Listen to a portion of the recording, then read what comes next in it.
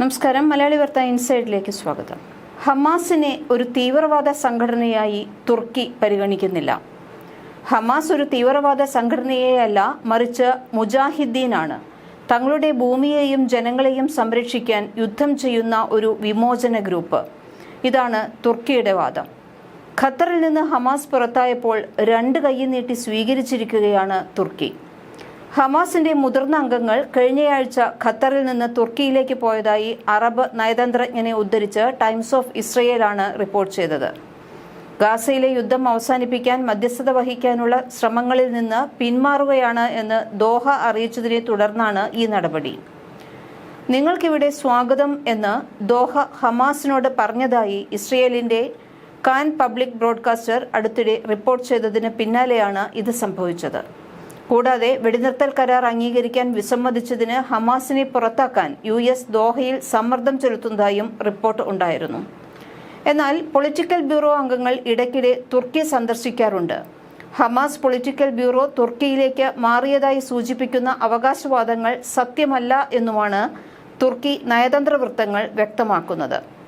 ഖത്തറിൽ മീറ്റിംഗുകൾ നടത്താത്ത സമയത്ത് വിദേശത്തുള്ള ഹമാസിന്റെ നേതൃത്വം തുർക്കിയിലാണ് കൂടുതൽ സമയവും ചിലവഴിക്കുന്നത് എന്നാണ് അറബ് നയതന്ത്രജ്ഞൻ പറഞ്ഞത്.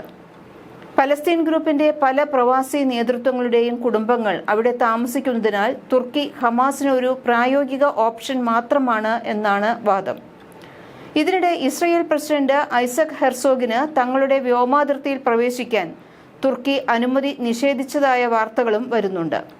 COP29 കാലാവസ്ഥ ഉച്ചകോടിയിൽ പങ്കെടുക്കാൻ അസർബൈജാൻ തലസ്ഥാനമായ ബാക്കുവിലേക്ക് പോകാനാണ് ഹെർസോഗ് തുർക്കിയോട് വ്യോമാതിർത്തി മുറിച്ചുകടക്കാൻ അനുമതി തേടിയത്.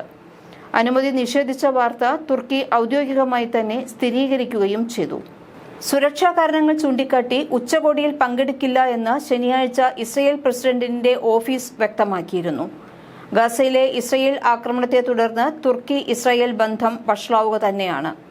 ഇസ്രയേലിനെതിരെ ശക്തമായ നിലപാടെടുക്കുന്ന നേതാവാണ് തുർക്കി പ്രസിഡന്റ് ഉർദുഗാൻ.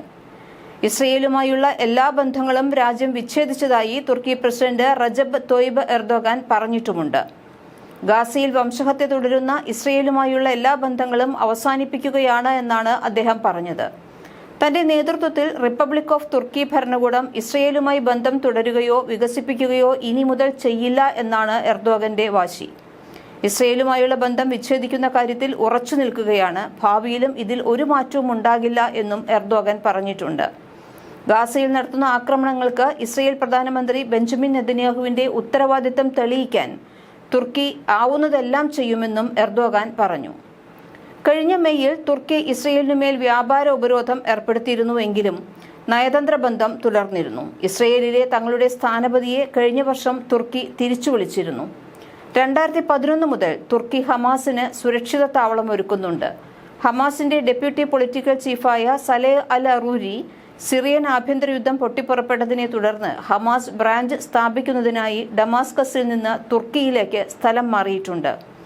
1949 ഇസ്രയേൽ രാഷ്ട്രത്തെ അംഗീകരിക്കുന്ന ആദ്യത്തെ മുസ്ലിം രാജ്യമായിരുന്നു തുർക്കി. തുർക്കിയിലെ ജൂത ന്യൂനപക്ഷത്തിന്റെ ഭാഗമായി മാറി മാറി വന്ന തുർക്കി സർക്കാരുകൾ ഇസ്രയേലുമായി വളരെ ശക്തമായ ബന്ധം തന്നെ പുലർത്തുകയും ചെയ്തിരുന്നു. ഇസ്രയേൽ തുർക്കി ബന്ധം സുരക്ഷാ പ്രതിരോധ സഹകരണത്തിന്റെ അടിസ്ഥാനത്തിലായിരുന്നു. 1996-ലും 98-ലും തുർക്കി യുദ്ധവിമാനങ്ങളുടെ കപ്പൽ നവീകരിക്കാൻ ഇസ്രയേലിനാണ് കരാർ നൽകിയിരുന്നത്. തുർക്കി ടാങ്കുകൾ നവീകരിക്കുന്നതിനായി 2002-ൽ $700 മില്യൺ കരാറും അങ്കാറ ഇസ്രയേലിനാണ് നൽകിയത്. 2000-ന്റെ തുടക്കം വരെ ഇരു രാജ്യങ്ങളും ഒരുമിച്ച് സൈനികാഭ്യാസങ്ങൾ നടത്തുകയും രഹസ്യാന്വേഷണ വിവരങ്ങൾ പരസ്പരം പങ്കുവയ്ക്കുകയും ചെയ്തിരുന്നു. എർദോഗന്റെ കീഴിൽ തുർക്കി ഇസ്രയേൽ ബന്ധം പക്ഷേ വഷളായി. 2010 മുതൽ ഗാസ മുനമ്പിലെ ശാഖയിലേക്ക് പണമിടപാടുകൾ തുർക്കി ധാരാളമായി തന്നെ നടത്തിയിട്ടുണ്ട്. ഭീകരവാദത്തിന് ഫണ്ട് നൽകാൻ ഹമാസ് ഈ പേയ്മെന്റുകൾ ഉപയോഗിക്കുകയും ചെയ്തു. ഹമാസിന് പണം സ്വരൂപിക്കുന്ന മറ്റൊരു തുർക്കി NGOയെ നയിക്കുന്നത് ജിഹാദ് യാഗ്മോർ ആണ്. 2020-ൽ വെസ്റ്റ് ബാങ്കിൽ 2 ഇസ്രയേലികളെ കൊലപ്പെടുത്തിയ 2015-ലെ ഹമാസ് ഭീകരാക്രമണത്തിന്റെ സാമ്പത്തിക സഹായിയാണ് യാഗ്മോർ എന്ന് US ഡിസ്ട്രിക്ട് കോടതി തിരിച്ചറിഞ്ഞിട്ടുണ്ട്. തുർക്കി ബാങ്കായ കുവൈറ്റ് ടർക്ക് ബാങ്ക് ഹമാസിന് സാമ്പത്തിക സഹായം നൽകിയിട്ടുണ്ട് എന്ന് കോടതി വ്യക്തമായി തന്നെ വിധിക്കുകയും ചെയ്തതാണ്. മലയാളി വാർത്ത ഇൻസൈഡ്. ചെയ്യുക.